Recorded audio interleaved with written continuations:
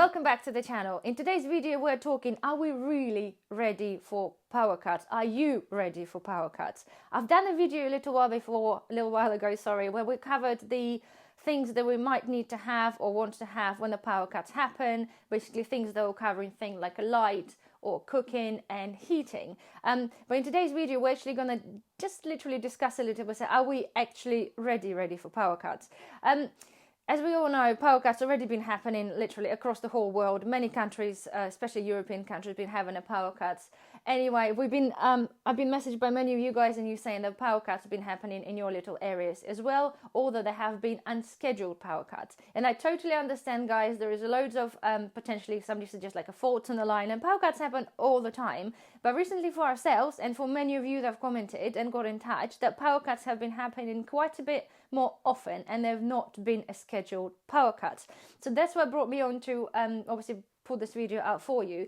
The other day, myself, and we count ourselves as kind of being ready for power cuts, but the other day, amongst a few other days, we actually had a power cut, and it happened when my husband wasn't at home, and it happened about 4:15 in the afternoon, and I was home with the baby, with the toddler, and basically the power gone off, and I wasn't ready, believe it or not, guys. I just wasn't ready. And what get me thinking, for example, because I didn't know how long the power was going to last, although it was still fairly light outside, but I wasn't really prepared. If you know, we have the stuff there, they're there, but we weren't prepared. So I wasn't sure. So if the power cut's only for sort of half an hour, it wasn't a big deal. But because I'm home alone with a child, I wasn't really sure. So it kind of got me a little bit panicky, because I started thinking, oh yeah, what about food? What about this?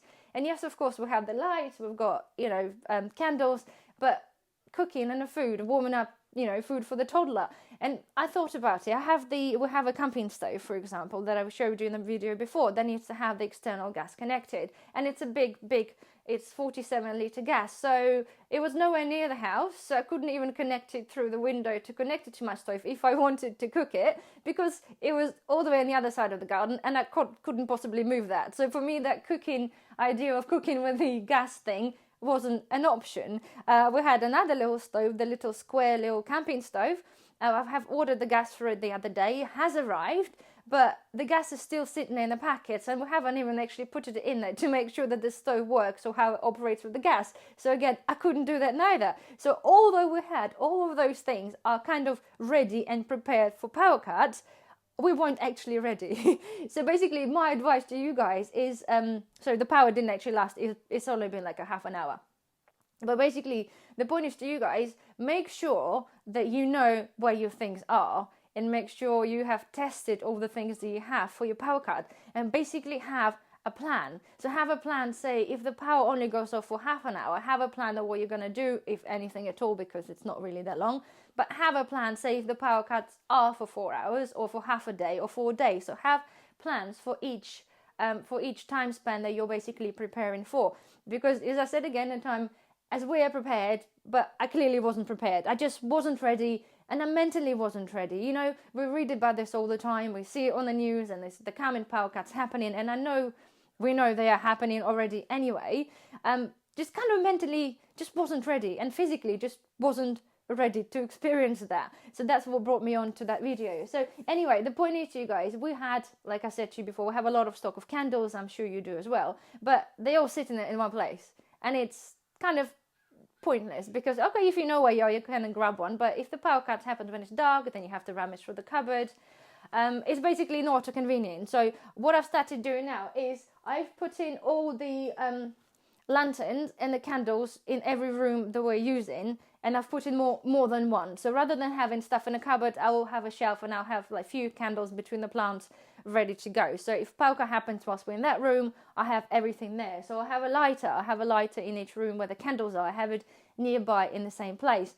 It might sound like a common sense thing to do. You might already do this anyway, but for ourselves, who counted ourselves being prepared, clearly wasn't quite as prepared as I thought I was. Also, I didn't mention last time, guys, for all of you who might not want to use the lanterns and the candles in those kind of things. It's kind of safe. You put the candle in there and at least swings open. It's protected from children and pets. But you can buy one of those LED lanterns as well. Obviously, make sure you have a spare batteries, but they work really well too.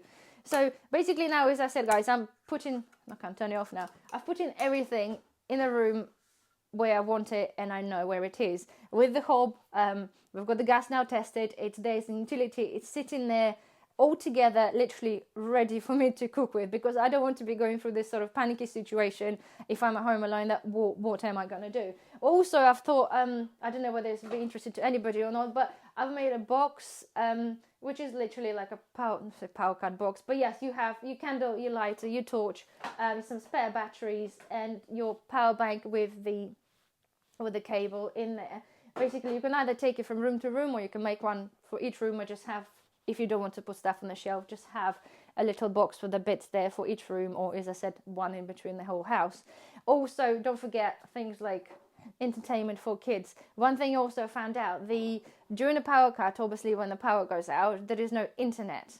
So that means that like toddlers or teenagers, whoever is addicted to internet, basically watching stuff on there, they possibly can't get there. And because if you have children, you know, the reasoning with a 2-year-old, it's just not happening. So if she wants to watch a Peppa Pig, she wants to watch a Peppa Pig. And unfortunately, I didn't have a Peppa Pig on my phone. Yes, of course, we have mobile data, so we can stream a Peppa Pig online, but it's going to cost you quite a lot of money, especially if you don't have enough data on your phone. So a very important point, if you have children, is actually to download the Peppa Pigs and whatever videos your kids' children like, is download them on your phone. So if the internet goes off, at least they could be entertained with the phone if that's what they want. So there we are. Another thing to mention, guys, with the power cuts, depending how bad they are gonna be or whatever, is to make sure you have, again, common sense, make sure you have enough petrol or diesel in your vehicle, just if you do have to suddenly dash out, because if it's a 5 hours and you suddenly need to go somewhere, to hospital or whatever, it's basically any emergency, make sure you've got petrol or diesel in your car, because in the major outages, I would imagine the petrol station may not have power, so you might not be able to get petrol or diesel, so you make sure you have that. And another thing, also make sure if you do have elderly around, elderly neighbours or friends, make sure they're ready as well. Just either have a chat with them or make them a little box, or just actually make sure that they are prepared if the power goes down. Make sure they have a little something to get them started. Give them emergency numbers, I don't know, your number, whatever you guys want to do, but make sure they're kind of a little bit protected from all this power cut things. And then of course, if the power outage happens and if it's longer than say half an hour, maybe a good idea just go up and check and make sure they are okay. So here we are. And another thing, guys, I'm going to tell you we're going to do, because the whole experience of this power cut thing, it kind of affected me a little bit. We are actually going to simulate in a household a power outage for a day, or probably half a day, 12 hours. So we're going to cut the power off at the wall, 8 o'clock in the morning, and we're going to have it off until 8 o'clock in the evening. First of all, we would like to see how much energy we're going to save, because Daniel's got the app on the phone, so we can actually see how much money we spent, or in this instance, hopefully haven't spent. So we see how much difference it would make if you literally turn the whole house for half a day. And actually, we genuinely will see how actually prepared we are with the cooking and everything else. Be quite interested. So anyway, hopefully you found this video helpful. Don't forget to thumbs up. If you haven't subscribed, then subscribe already.